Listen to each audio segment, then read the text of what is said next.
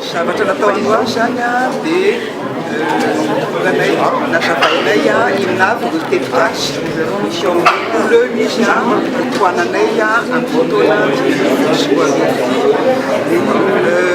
misy ao anatin'ny fanabeasa rehefa toananay foana zany ao anatin'ny asa toananay misy fahasalamana misy éducation numérique izay indrindra zany ao anatin'ny domaine anay fa ny azo lazaina namaneo nanasokatinatsika dia ny programme phare tamin'ity misy ataona misy programme phare foana zany amin'ny telitasy toananay tamin'ity taon'ity dia mainty mifatika kokoa amin'ny resaka hoe digital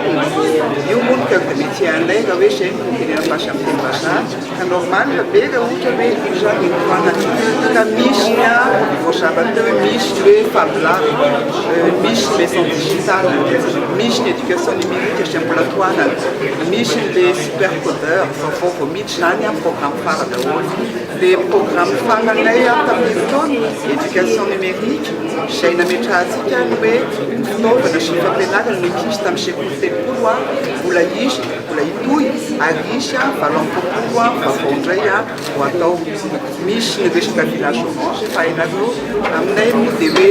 zava-dehibe hoe tokony manana amin'ireny hoe any navavoatra zany hoe tokony anana daholo ny olona hoe ranosomadio tokony manana sekoly anarany ekizy ary manana toezazabola raha sendra mila zany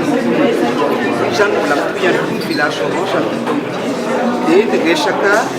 akoatran'izay centre d'accès internet moa zany dia misy esaky ny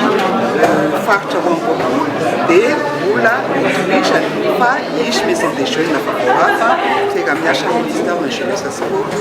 zay mbola ho atao ihany koa